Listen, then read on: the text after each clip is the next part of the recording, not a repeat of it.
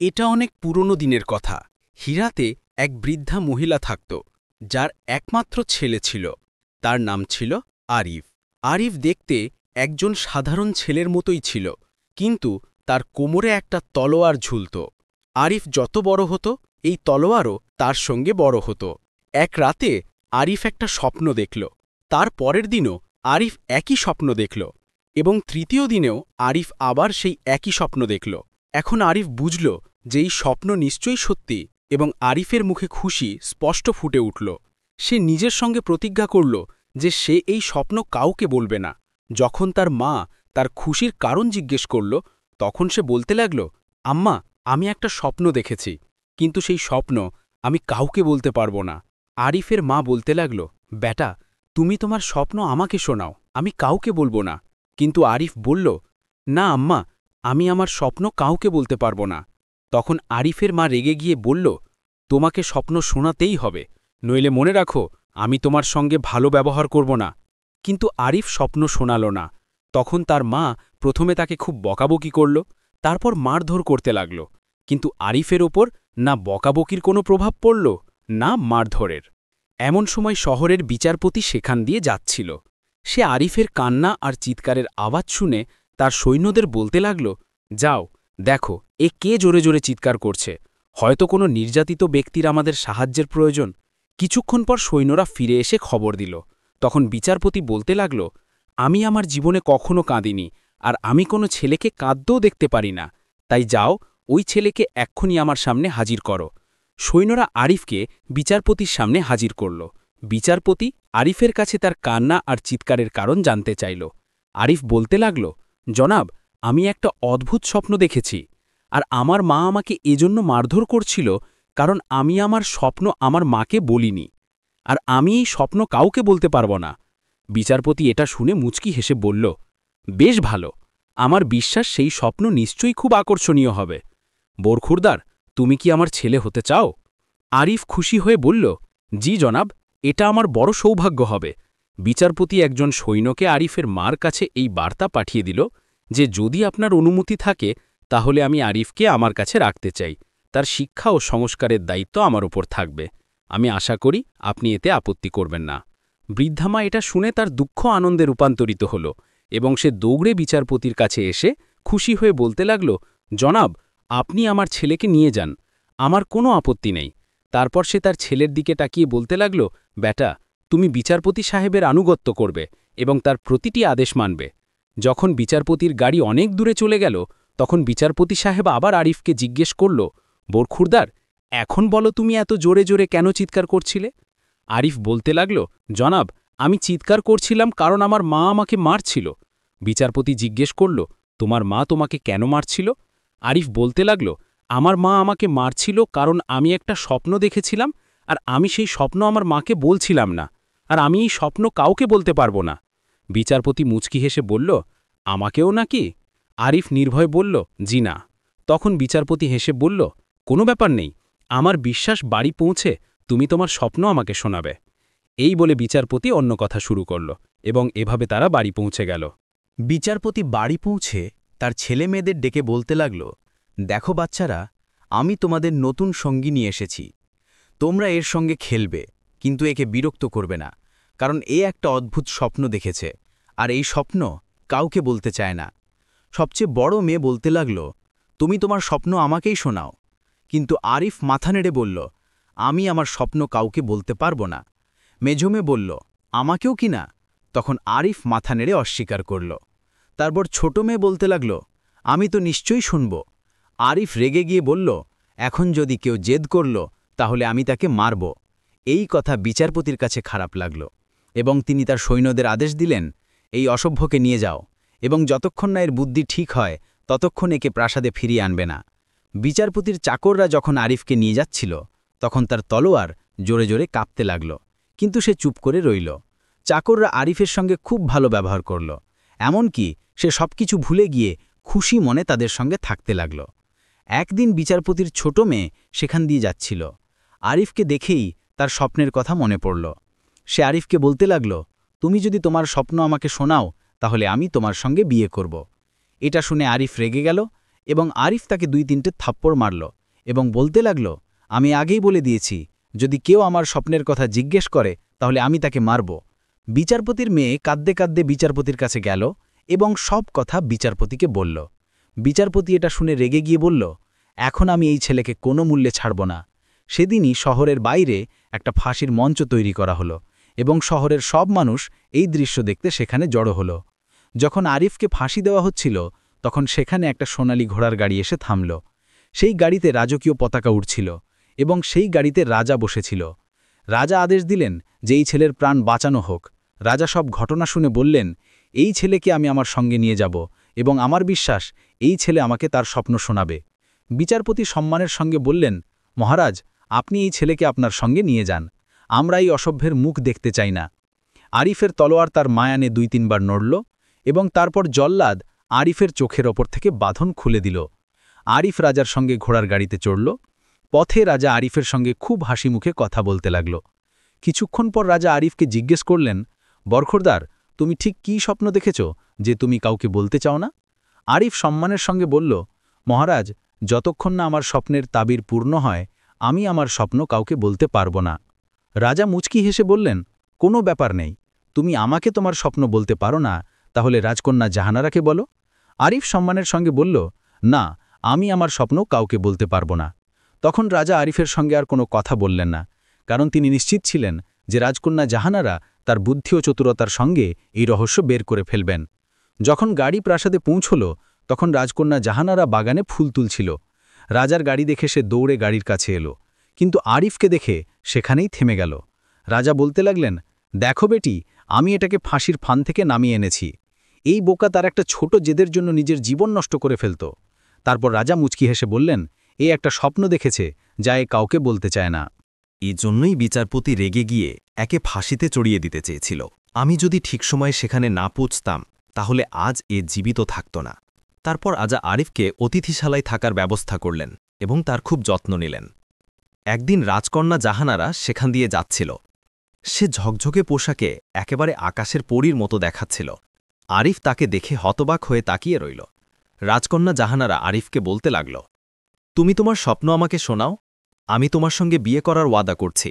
কিন্তু আরিফ মাথা নিচু করে বলল, ওই রাজকন্যা, আমি আমার স্বপ্ন ততক্ষণ কাউকে বলতে পারব না যতক্ষণ না তার তাবির জানতে পারি। অনেক দিন ধরে এই রহস্য আমার বুকে সুরক্ষিত আছে, আর জানি না কতদিন এভাবে থাকবে। রাজকন্যা আরিফের কাছে স্বপ্নের কথা জানতে জেদ করতে লাগল। প্রথমে আরিফ তাকে স্নেহের সঙ্গে বোঝাতে লাগল, কিন্তু যখন রাজকন্যার জেদ বাড়তে লাগল তখন আরিফ রেগে গিয়ে রাজকন্যাকে একটা থাপ্পড় মারল।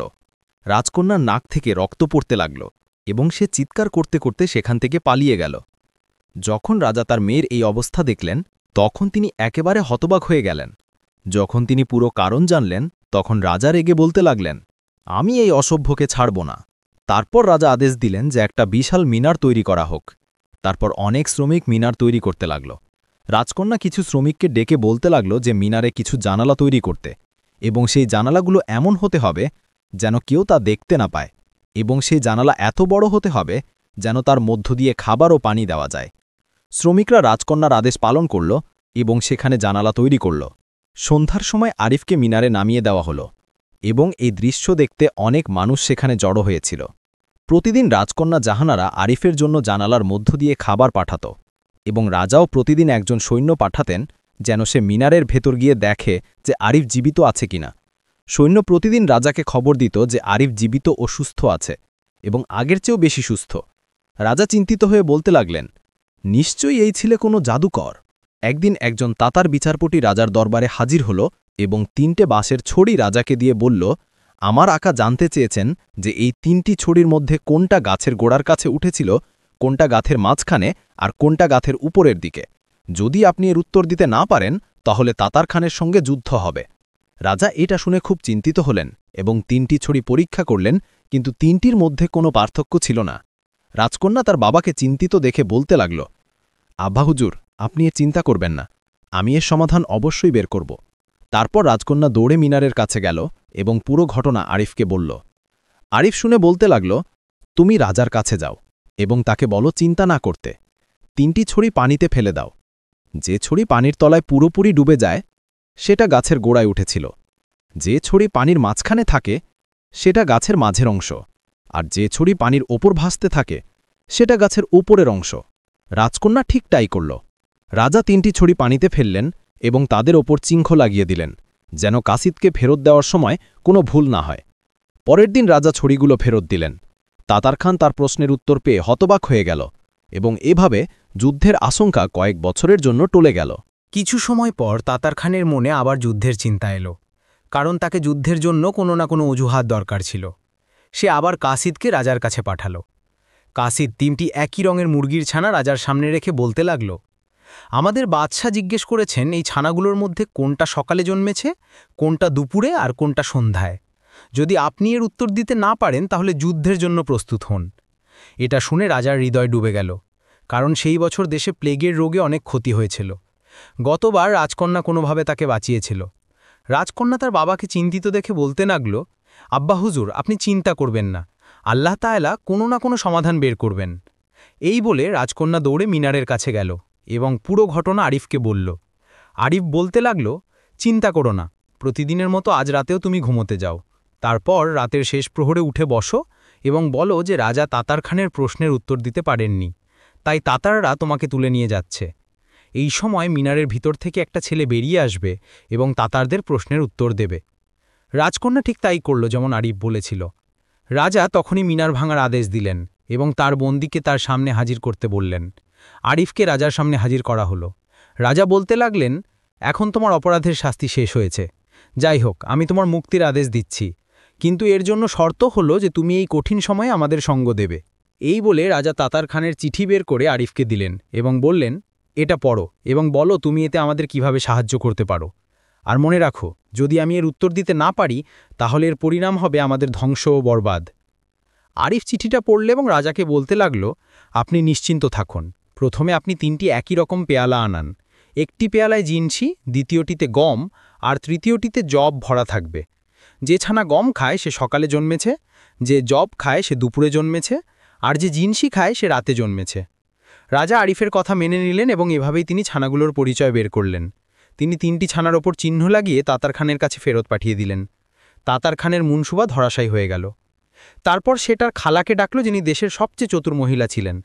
তিনি এসে তাকে বললেন, তোমার প্রশ্নের উত্তর বাদশাহ দেননি। এই প্রশ্নের উত্তর দিয়েছে এক বৃদ্ধা মায়ের ছেলে। যদি সে বেঁচে থাকে তাহলে একদিন সে তক্তে বসবে। তুমি যদি রাজার দেশ জয় করতে চাও তাহলে প্রথমে সেই ছেলেকে এখানে ডেকে তাকে হত্যা করো, নইলে আমি দেখছি সেই ছেলে তোমার জন্য বিপজ্জনক হয়ে উঠতে পারে। তাতার খান তখনই একজন সৈন্যের হাতে এই বার্তা রাজার কাছে পাঠিয়ে দিল যে, প্রাসাদে যে যুবক আছে তাকে আমাদের কাছে পাঠিয়ে দাও, নইলে আমাদের সেনা তোমার দেশকে ধ্বংস করে দেবে। রাজা তাতার খানের চিঠি পড়ে খুব দুঃখিত হলেন, কারণ তিনি আরিফের সেবার জন্য খুব কৃতজ্ঞ ছিলেন। যখন তিনি এই কথা আরিফকে বললেন তখন আরিফ হেসে বলতে লাগল, মহারাজ, আপনি আমার মতো আরও 2জন একই রকম দেখতে ছেলে খুঁজে বের করুন, বাকি সব আমি দেখে নেব। রাজা আরিফের মতো একই রকম দেখতে 2জন ছেলে খুঁজে বের করলেন। এখন আরিফ তাদের নিজের মতো একই পোশাক এবং জুতো পরালো এবং তাদের মধ্যে আর কোনো পার্থক্য দেখা যাচ্ছিল না। রাজা 3জন ছেলেকে কাসিদের সঙ্গে তাতার খানের কাছে পাঠিয়ে দিলেন। তাতার খান তাদের খুব যত্ন নিল এবং তাদের অবস্থা জানতে চাইল। 3জন ছেলে একই সুরে তাতার খানের প্রশ্নের উত্তর দিল। তাতার খান তাদের বসতে ইশারা করল। 3জন একই সময় বসল এবং একই সময় উঠল। তাতার খান তাদের মধ্যে কোনো পার্থক্য বুঝতে পারল না। তারপর তাতার খানের খালা বলতে লাগল, কাল তুমি খুব সহজেই সেই ছেলেকে চিনে নেবে যাকে তোমার দরকার। যে ছেলের হাতার ছেঁড়া দেখবে তাকে তক্ষুনি হত্যা করে ফেলবে। তারপর রাতে 3জন ছেলে একই ঘরে ঘুমিয়ে পড়ল। রাতের বেলা সেই বৃদ্ধা মহিলা সেই ঘরে প্রবেশ করল যেখানে 3জন ছেলে একই খাটে ঘুমাচ্ছিল। আসলে সেই বৃদ্ধা মহিলা একজন জাদুকরী ছিল এবং সে তার জাদুর জোরে জানতে পারল যে এদের মধ্যে আরিফ কে। তারপর সে একটা কাঁচি দিয়ে আরিফের হাতার ছিঁড়ে ফেলল এবং চুপচাপ সেখান থেকে চলে গেল। সকালে উঠে যখন 3জন ছেলে আরিফের হাতার ছেঁড়া দেখল তখন তারাও নিজেদের হাতার ছিঁড়ে ফেলল। তারপর এই 3জন ছেলে তাতার খানের সঙ্গে নাস্তা করতে গেল এবং বৃদ্ধা জাদুকরী একটা জানালার ভেতর থেকে তাদের দেখছিল। হঠাৎ সে দেখল যে 3জন ছেলেরই হাতার ছেঁড়া এবং তাতার খান আর একবার আরিফকে চিনতে ব্যর্থ হল। শেষ পর্যন্ত তাতার খান 3জন ছেলেকেই হিরাতে ফেরত পাঠিয়ে দিল। রাজকন্যা জাহানারা এবং রাজা আরিফকে দেখে খুব খুশি হলেন। কিন্তু রাজাকে বেশি দিন শান্তিতে থাকা নসিব হল না, কারণ একদিন আবার তাতার খান আরিফকে ডেকে পাঠাল। কাশিদ এসে তাতার খানের বার্তা রাজাকে বলল, এই ছেলে খুব বিপজ্জনক, তাই একে আমাদের কাছে ফেরত পাঠাও, কিন্তু এবার একে একাই পাঠাতে হবে। রাজকন্যা এবং রাজা খুব দুঃখিত হলেন। আরিফ বলতে লাগল, আপনারা চিন্তা করবেন না, আমি সবকিছু ঠিক করে দেব। তারপর পরের সকালে আরিফ যাত্রা শুরু করল। যখন আরিফ তাঁতার খানের প্রাসাদের কাছে পৌঁছল, তখন দরজায় সেই বৃদ্ধা মহিলা দাঁড়িয়েছিল এবং বলতে লাগল, তুমি শেষবারের মতো এই দরজা দিয়ে ঢুকছ। এখন তোমার জীবিত অবস্থায় এই দরজা দিয়ে বেরোনো নসিব হবে না। আরিফের মায়ানে যে তলোয়ার ঝুলছিল তা 2-3 বার জোরে জোরে কাঁপল, কিন্তু আরিফ সেই বৃদ্ধা মহিলার কথায় কোনো মনোযোগ দিল না। যখন আরিফ উঠানে পৌঁছল, তখন সেখানে অনেক তাতার সৈন্য তাদের তলোয়ার হাতে নিয়ে দাঁড়িয়েছিল। তারপর আরিফের তলোয়ার বিদ্যুতের গতিতে মায়ান থেকে বেরিয়ে এলো এবং সব সৈন্যদের গাজর মূলোর মতো কেটে ফেলল। সেই বৃদ্ধা জাদুকরি যখন এটা দেখল, তখন সে বুঝল যে যতক্ষণ এই যুবকের কাছে এই তলোয়ার আছে ততক্ষণ কেউ তার কিছু করতে পারবে না। জাদুকরি তলোয়ার চুরি করার চেষ্টা করল, কিন্তু তলোয়ার মায়ান থেকে বেরিয়ে এলো এবং সেই বৃদ্ধা জাদুকরির নাক মূল থেকে কেটে ফেলল। সে কাঁদতে কাঁদতে তাতার খানের কাছে পৌঁছল। তাতার খান পুরো সেনাবাহিনীকে আদেশ দিল যে আরিফকে ধরে তার তলোয়ার কেড়ে নিতে, কিন্তু আরিফের তলোয়ার পুরো সেনাবাহিনীকে নিশ্চিহ্ন করে দিল, আর আরিফের গায়ে একটা আঁচড়ও লাগল না। অন্যদিকে রাজা অনেক সেনা জড়ো করলেন এবং সমরকন্দের এক খলিফা তার সাহায্যের জন্য এক বিশাল সেনাবাহিনী পাঠাল। এই সেনাবাহিনীর সঙ্গে রাজা এবং রাজকন্যা জাহানারা তাতারদের সঙ্গে যুদ্ধ করতে রওনা হলেন। যখন তারা তাতারদের দেশের খুব কাছে পৌঁছল, তখন তাদের সামনে থেকে আরিফকে আসতে দেখা গেল। তারপর আরিফ বলল যে সে কী কীর্তি সম্পন্ন করেছে। তখন পুরো সেনাবাহিনী নাড়া দিতে লাগল এবং আরিফকে নিয়ে প্রাসাদে ফিরে গেল। রাজা আরিফকে তার পাশে বসিয়ে বলতে লাগলেন, বেটা, তোমার বুদ্ধি, সাহস ও প্রজ্ঞা এই সবই দেশকে বাঁচিয়েছে। এখন তুমি রাজকন্যা জাহানারার সঙ্গে বিয়ে করবে। এই কথা শুনে পুরো দরবারে খুশি ছড়িয়ে পড়ল। আরিফের চোখে পানি এলো এবং সে বলতে লাগল, মহারাজ, আমি একজন সাধারণ বৃদ্ধা মহিলার ছেলে। রাজকন্যার সঙ্গে বিয়ে আমার জন্য গর্বের বিষয় হবে, কিন্তু আপনি কি সত্যিই আমার ওপর ভরসা করেন? রাজা বলতে লাগলেন, তুমি 3 বার আমার সাম্রাজ্যকে ধ্বংসের হাত থেকে বাঁচিয়েছ। তুমি বিশ্বস্ততা, বুদ্ধি এবং সাহসের প্রমাণ দিয়েছ। যদি কেউ রাজকন্যা জাহানারার যোগ্য হয় তাহলে সে তুমি। রাজকন্যা জাহানারা লজ্জায় পড়ল, কিন্তু সে মনে মনে খুব খুশি ছিল। তারপর বিয়ের প্রস্তুতি শুরু হলো।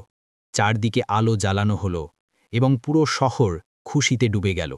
বিয়ের দিনে আরিফ সেই তলোয়ার তার কোমরে বাঁধল, যা ছোটবেলা থেকে আজ পর্যন্ত তার সঙ্গে ছিল।